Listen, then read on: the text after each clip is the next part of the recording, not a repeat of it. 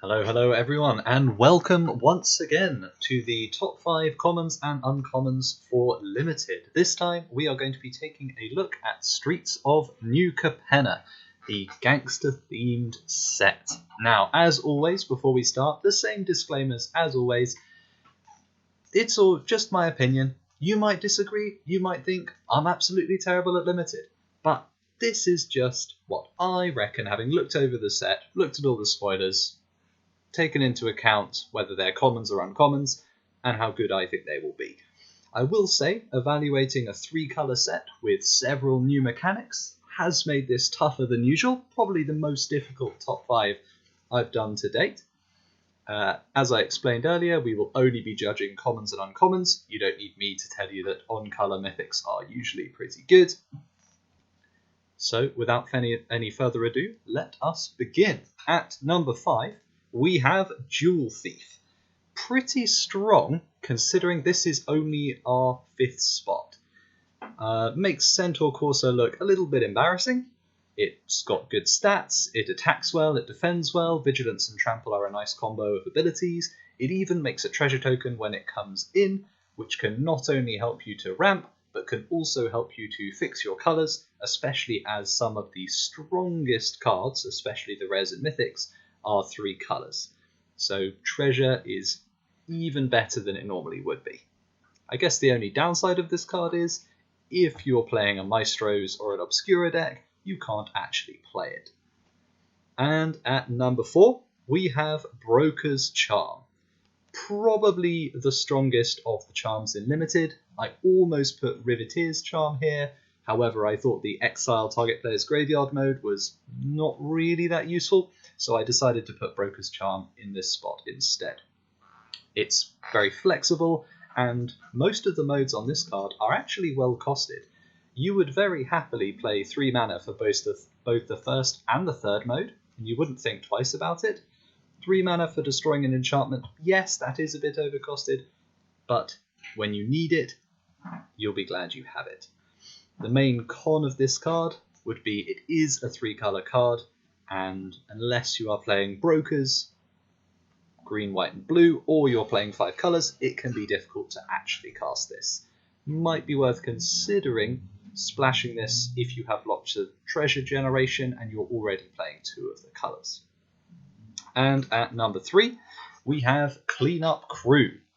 Pretty large for a creature which is a human citizen, given it's a 6/6. In terms of experience with cards like this, we have a card such as Honey Mammoth from Ikoria or Ravenous Lindworm from Kaldheim, both of which were 6 mana 6/6s that gained 4 life when you played them, and they were both very, very good. So, based on that, you'd expect this card to be even better, since the worst mode of this card is going to be a 6/6 that gains you 4 life. If you manage to destroy an artifact or enchantment, that's incredible. You've got a 2-for-1 and a nice big creature, and you're only going to use the third mode when it would be super useful. So it's nice extra flexibility to have. It's also very easy to cast. It's only 1 colour. Yes, it's double green, but by turn 6 you probably have double green. It is a little bit slow. However, 3-colour sets generally tend to be a little bit slower than sets based around 2-colour archetypes. So even in draft, I still think this card will be very strong.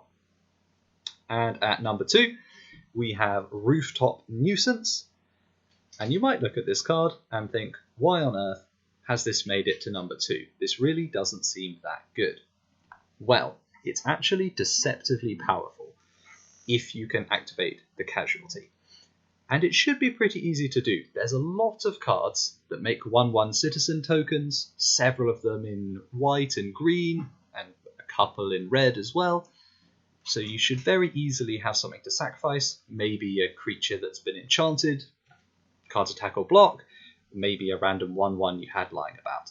And if you do manage to activate the Casualty, then this becomes Divination plus Frost Breath for only 3 mana, and it's not even an uncommon. Super tapping 2 creatures is an excellent way of pushing damage through.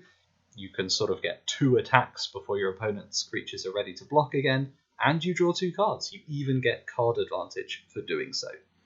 The main downside, if you can't activate the Casualty or you don't have a creature you want to sacrifice, it's a bit less exciting, but it still draws a card. So even in the worst case scenario, it still replaces itself. And just before we go on to the top spot, just a couple of honourable mentions. The cycle of dual lands at common, shown here, I thought were excellent this time around. In a 3-colour set, you really want to make sure you have your fixing to be able to cast your most powerful cards, and being able to sacrifice these to draw a card is probably the strongest ability we've seen on a common duel yet. I would probably recommend, if you have a couple of these, playing 18 or even 19 lands in your sealed deck, since you can always replace these if you flood out. The only downside, I suppose, would be you're never going to win a game just with these lands, but they will contribute greatly to card advantage in the late game.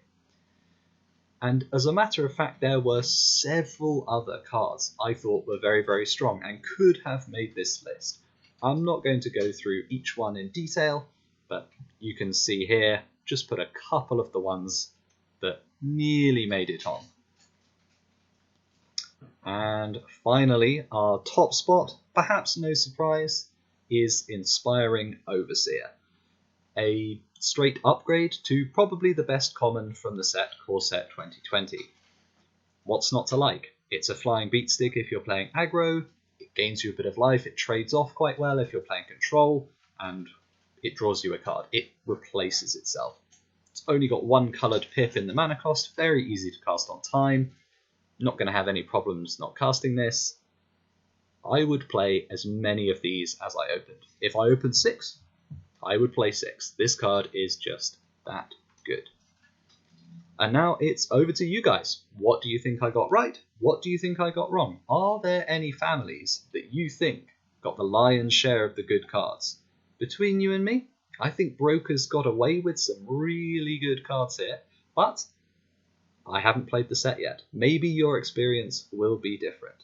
And that's all from me for this time.